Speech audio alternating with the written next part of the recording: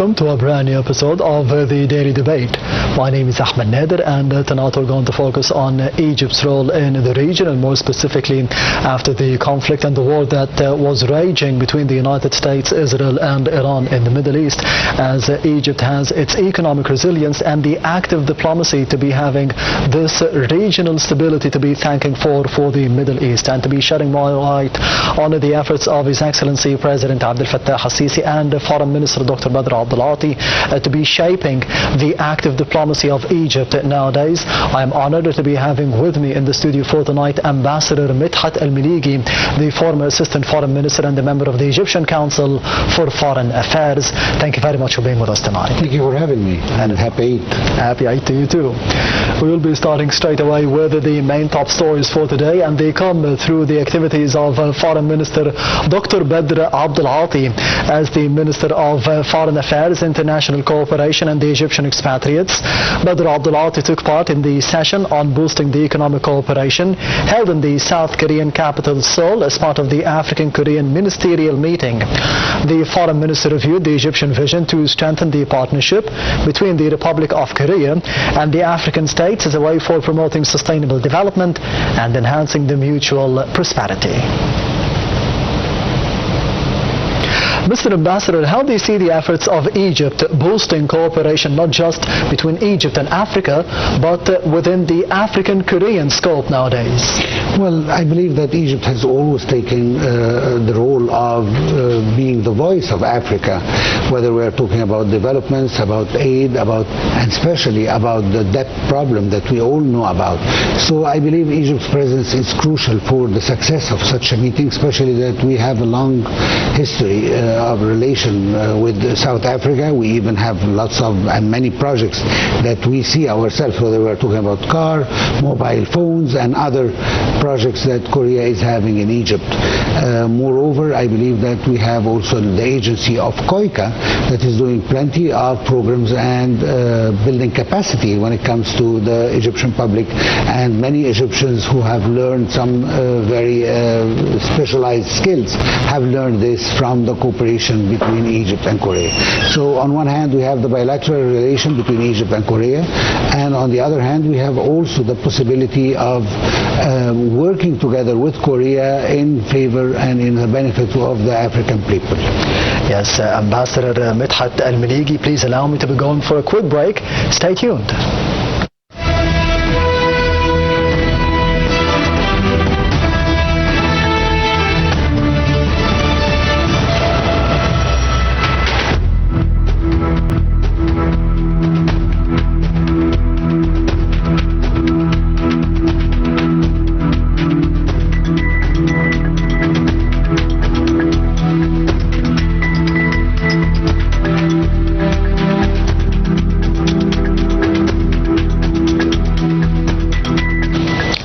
Welcome back. You're still watching the Daily Debate, and I'm honored to be having with me in the studio for tonight Ambassador Medhat Meligy, the former Assistant Foreign Minister and a member of the Egyptian Council for Foreign Affairs. Thank you very much once again for being with us tonight, Mr. Ambassador, as we have shed light on the importance of participating in the ministerial meeting combining the African ministers as well as the officials from South Korea.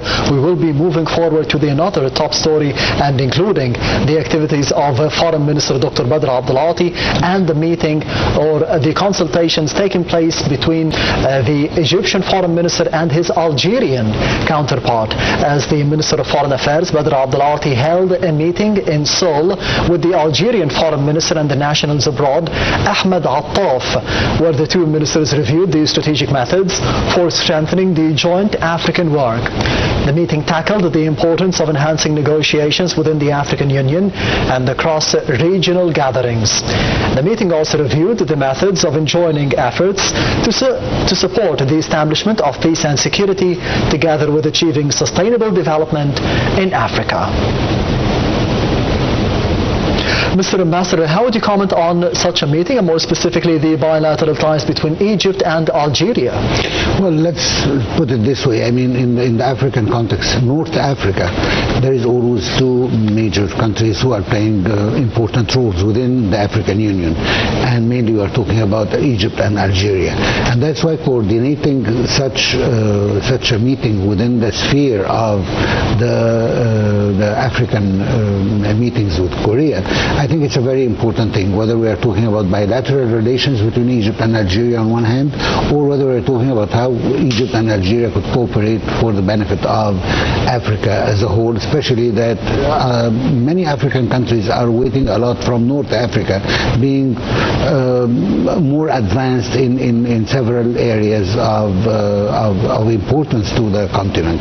So I believe that it was a very important meeting for the Egyptian Foreign Minister to receive his counterpart, Dr. Ahmed Al-Attaf, in order to coordinate the efforts of both countries within the African sphere.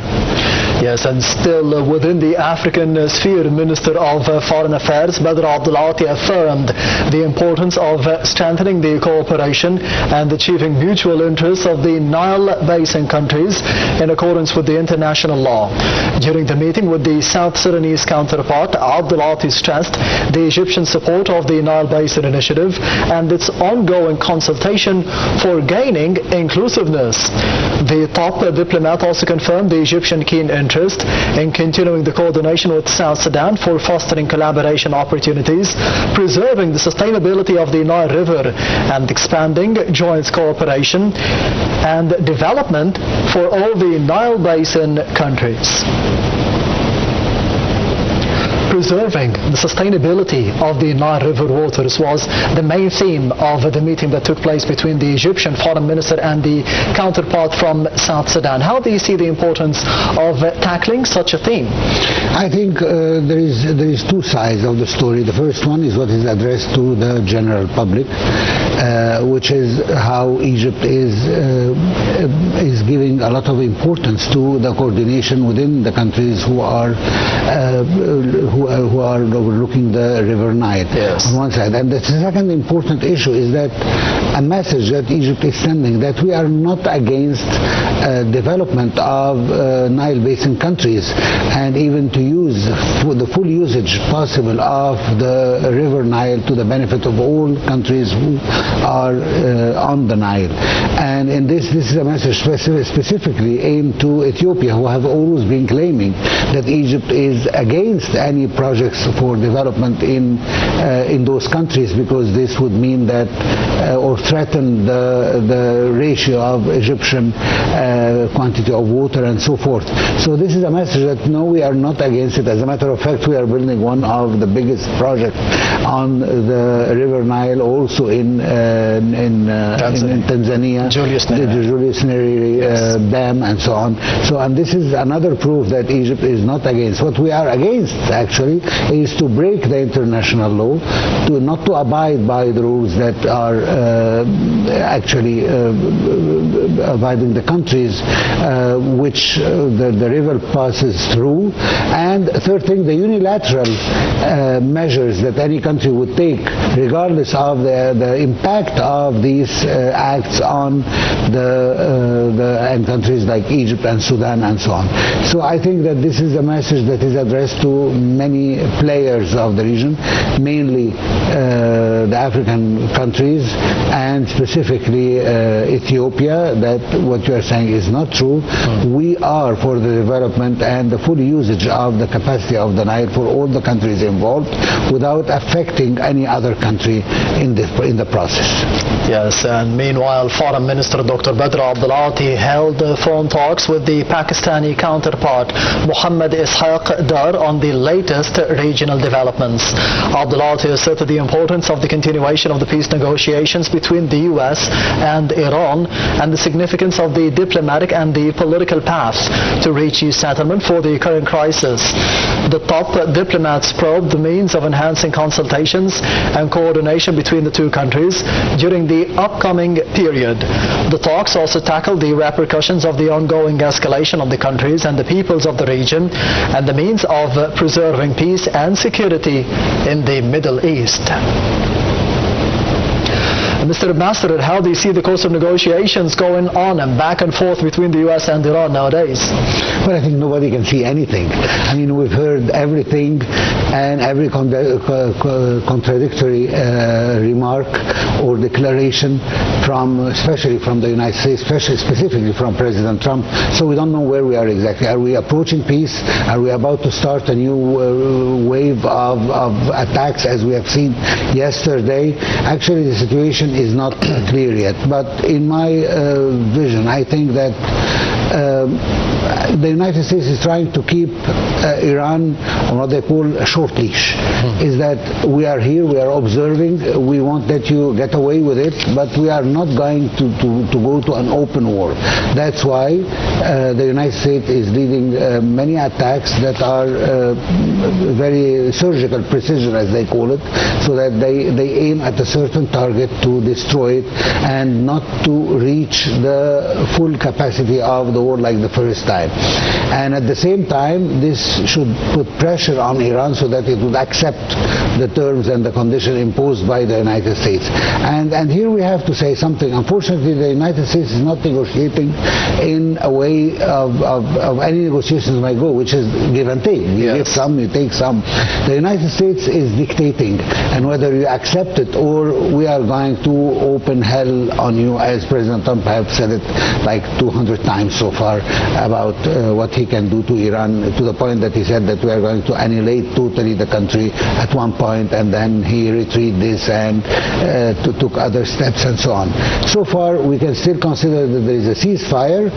It is not a total ceasefire, but in our region, we have never known the ceasefire. I mean, even when we talked about a ceasefire in Gaza, it was never a ceasefire. I mean, ever since this so-claimed ceasefire started, and we have approximately around 1,000 persons who lost their lives from Gaza. The last one actually was the leader of Hamas, who presumably the new leader of Hamas, was killed by an Israeli strike.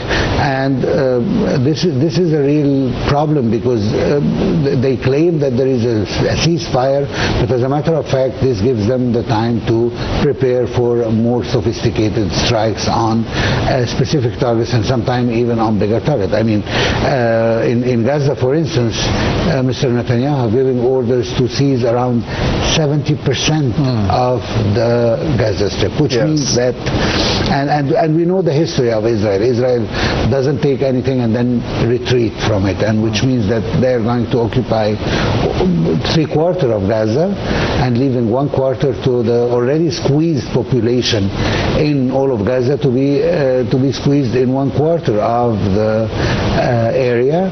And we've seen this also in the West Bank to signal the end of any peace possibility from between Israel and the United States. And actually, I mean, it's not a secret. I mean, Mr. Netanyahu actually bragged about, I mean, that he worked for over 25 years to stop any possibility of the creation of a Palestinian state. So I'm not here trying to attack anyone. Actually, I'm just quoting Mr. Netanyahu himself, who said there is no Palestinian state.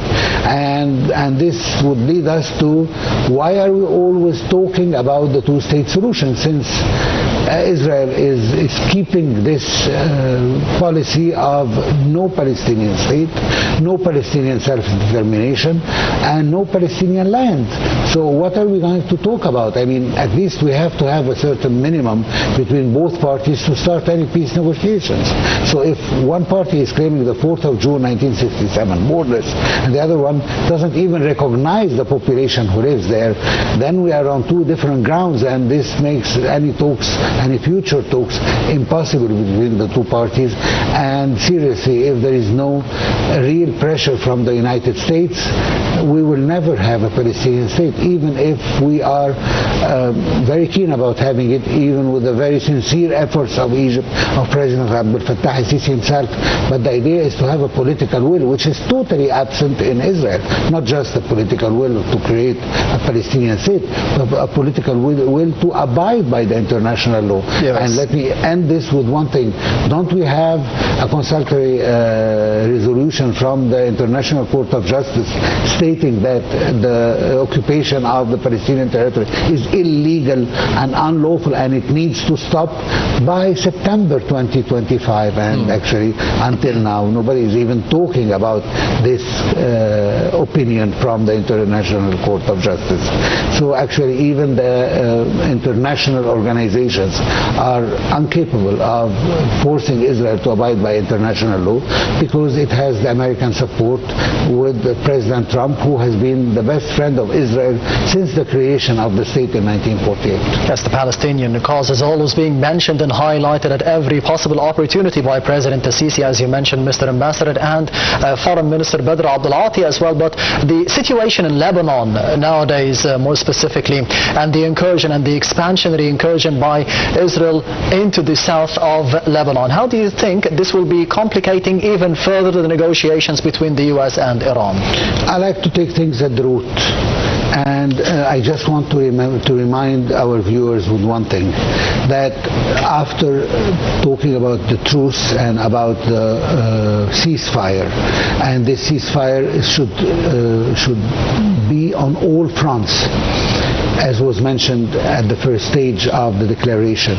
And then just a phone call from Prime Minister Netanyahu to President Trump reversed the whole situation, and President Trump later said, except Lebanon because of Hezbollah. So this is one thing, and this was not accurate from President Trump, because even the Prime Minister of Pakistan has to go out himself to the press and said, no, the deal was compromising all fronts, including Lebanon. Yes. So actually he told Mr. Trump in front of the whole world press that Lebanon was included, and this was before the phone call, as I mentioned, from Prime Minister Netanyahu.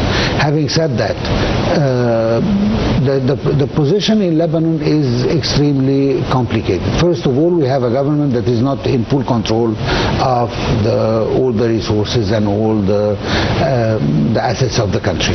We have a parallel militia, which is the Hezbollah. Hezbollah is now actually being so weak that he does not represent any serious threat to Israel. Nevertheless, Israel is keeping Hezbollah alive for the simple reason that this is the best excuse it can have so that it continue attacking Lebanon. And if you remember at the beginning, Israel was talking about south of Litani River. Yes. Now they are conducting operations north of Litani River. There is no end of the Israeli appetite to annex more land from other countries. And this is what Israel is doing. So first of all, we have to say that Hezbollah is benefiting Israel much more than it's benefiting the Lebanese people. Second of all, that the presence of Hezbollah threaten all Lebanese, from north to south, east to west, simply because Israel wants to, as it claims, secure its northern borders, and by securing its northern border it needs to have a buffer that could contain up to 30% of the Lebanese territories. So it's not only the Sheba farms as we used to talk about, now we are talking about 30% of Lebanon that is occupied by Israel, and it will remain so because Israel thinks it needs this area to secure its northern borders.